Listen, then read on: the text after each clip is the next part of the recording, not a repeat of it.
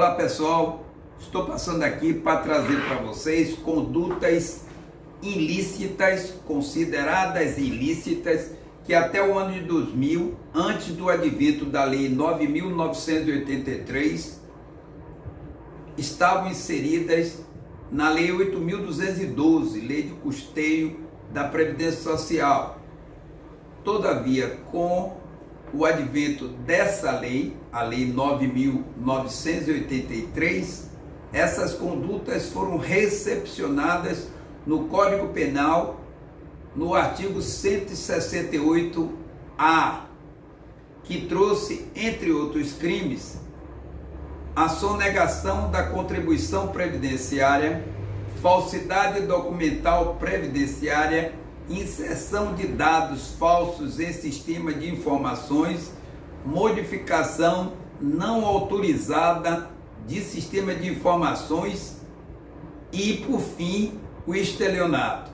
Todavia, entre essas condutas tipificadas como criminosas, a apropriação indébita previdenciária pode ser a mais, mais importante e também a mais conhecida por todas as pessoas. Por isso, eu chamo a atenção principalmente aquelas pessoas que têm a responsabilidade de encaminhar ao sistema previdenciário e INSS as informações e também o recolhimento de contribuições praticadas pelos funcionários e que muitas vezes elas não são encaminhadas ao INSS e que, portanto, pode gerar um ilícito penal que será devidamente apurado.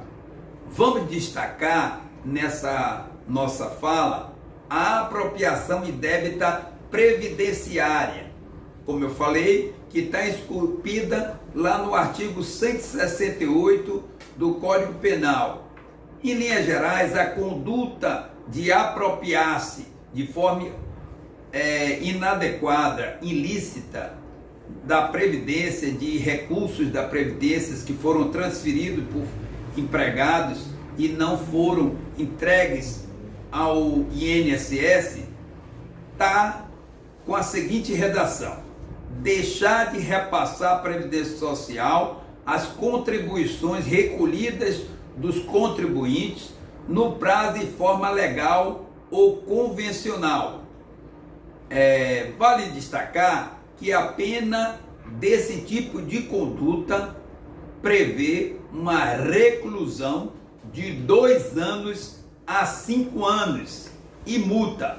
Olha, presta atenção, não é pena de detenção, é pena de reclusão, que prevê a possibilidade do início da pena ser iniciada a partir desses 2 anos, inclusive, porque o crime de reclusão ele prevê a possibilidade de ser cumprido no regime fechado, né? E sendo que a partir dos 8 anos ele obrigatoriamente é iniciado no regime fechado. Ele pode ser no regime aberto, no regime semiaberto e no regime fechado, tá certo? Andando nesse tipo penal, nós veremos que no parágrafo 1º está assinalado o seguinte: nas mesmas penas incorre quem deixar de, inciso 1º, recolher no prazo legal contribuição ou outra importância destinada à Previdência Social que tenha sido descontada de pagamento efetuado a assegurados, a terceiros ou a arrecadado do público. O inciso 2º assinala que recolher contribuições devidas à Previdência Social que tenham integrado despesas contábeis ou custos relativos à venda de produtos ou à prestação de serviço. Isso em pouca escala, né? Isso não tão assim claro no dia a dia para que as pessoas possam se apropriar. O inciso terceiro assinala que pagar benefício devido assegurado quando as respectivas cotas ou valores já tiverem sido reembolsados à empresa pela Previdência Social. Esse é um caso característico do salário família, que o INSS determina, orienta que a empresa pague o salário família e que depois irá reembolsar àquela empresa. Todavia, às vezes, no corre-corre do sistema, o INSS acaba transferindo esse tipo de reembolso, porque ele já vinha sendo feito de forma sistemática, e a empresa, por algum motivo, segura aquele tipo de pagamento, não transferindo ao empregado, o que acaba se caracterizando como uma apropriação indébita previdenciária, passível de punição, como nós falamos, de 2 a 5 anos. Uma outra coisa que eu acabei não colocando na minha fala inicial, é que essa pena, quando estava lá no artigo 95 da Lei 8.212, Lei de Custeio da Previdência Social, previa uma pena maior, eram até 6 anos a pena máxima, tá certo? O parágrafo 2º diz o seguinte, aí traz uma situação de acomodação e de separar o joio do trigo, quando diz que é extinta a punibilidade se o agente espontaneamente declara, confessa e efetua o pagamento das contribuições, importância ou valores e presta informações devidas à Previdência Social, na forma definida em lei ou regulamento, antes do início da ação fiscal. Então, antes que seja iniciada a ação fiscal, se a pessoa vai lá de forma espontânea e acaba declarando, restituindo aquele valor, essa pena será extinta. Eu não digo, seria a pena, seria a possibilidade de receber uma punição, né? O que nós devemos ver também é o parágrafo 3º, que diz aí uma outra tipo de vamos dizer, benesse, vamos dizer, da lei, de prerrogativa. E essa prerrogativa é dada ao juiz. É facultado ao juiz deixar de aplicar a pena ou aplicar somente a de multa se o agente for primário e de bons antecedentes, desde que tenha promovido após o início da ação fiscal e antes de oferecida a denúncia. Vocês veem que na primeira situação, no parágrafo 2º, diz que antes do início da ação fiscal, né? Mas vamos admitir que a ação fiscal foi iniciada e que por algum motivo aquela pessoa que tinha responsabilidade lá na empresa, já que a empresa é pessoa jurídica e só cabe ação penal contra pessoa jurídica se for crime ambiental. Tudo isso está bem claro aí no nosso ordenamento.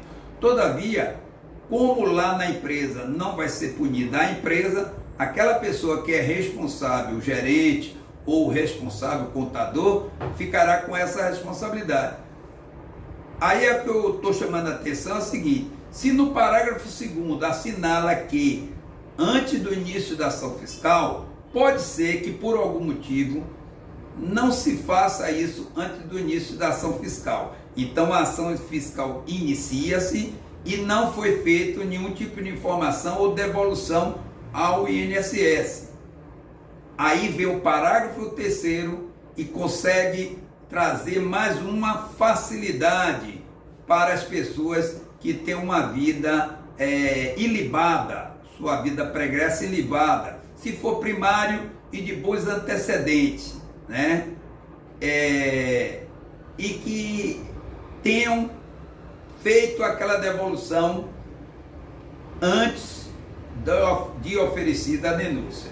Então é facultado ao juiz, aí o juiz pode, não está dizendo que o juiz vai fazer, mas ele pode, analisando essas condições de primariedade e dos bons antecedentes na vida pregressa daquela pessoa, ele tenha promovido isso após o início da ação fiscal, todavia tem que ser antes de oferecida a denúncia. Para quem não atua na área criminal, a denúncia é aquela peça inicial que é trazida pelo Ministério Público quando faz no juízo aquela acusação contra determinada pessoa, tá certo? Aí o inciso 2º diz o seguinte: o valor das contribuições devidas, inclusive acessórias, seja igual ou inferior àquele estabelecido pela Previdência Social administrativamente, como sendo o mínimo para o ajuizamento de suas execuções. Existem certos valores que, por determinação já expressa e atos normativos do próprio INSS, que eles não são ajuizados. Então, esse valor deverá estar nesse limite estabelecido através das normativas do próprio INSS.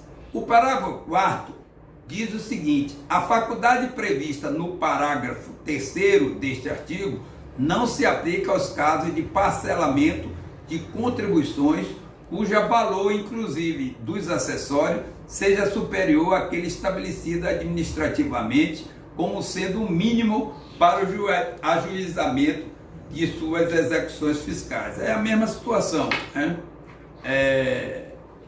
Assinala que a faculdade que está prevista no parágrafo 3º não se aplica aos casos de parcelamento, porque pode ser que o parcelamento aí, o montante é maior do que aquele mínimo para execuções e o parcelamento, todavia, será menor que o estabelecido. Então, não se enquadra naquela condição do parágrafo 3º que a gente explicou aí para vocês, tá certo?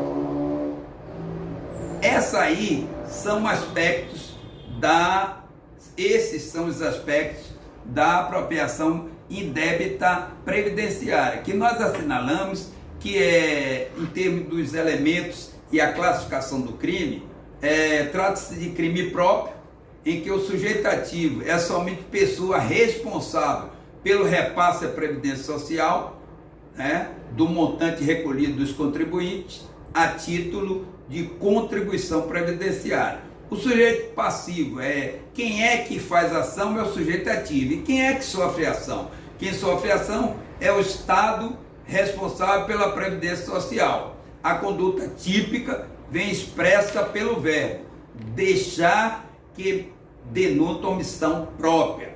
Vocês sabem que para que fique caracterizado entre a conduta omissiva ou uma conduta de ação, a pessoa precisa encaixar-se no núcleo do verbo. E o núcleo vem lá na figura do verbo. E isso aí, nesse caso da apropriação indébita previdenciária, está na expressão deixar, que denota a ideia de o que a pessoa fez por omissão própria, tá certo? São essas informações que nós queríamos trazer para vocês sobre apropriação indébita previdenciária, dizendo que com isso a gente espera ter contribuído mais uma vez.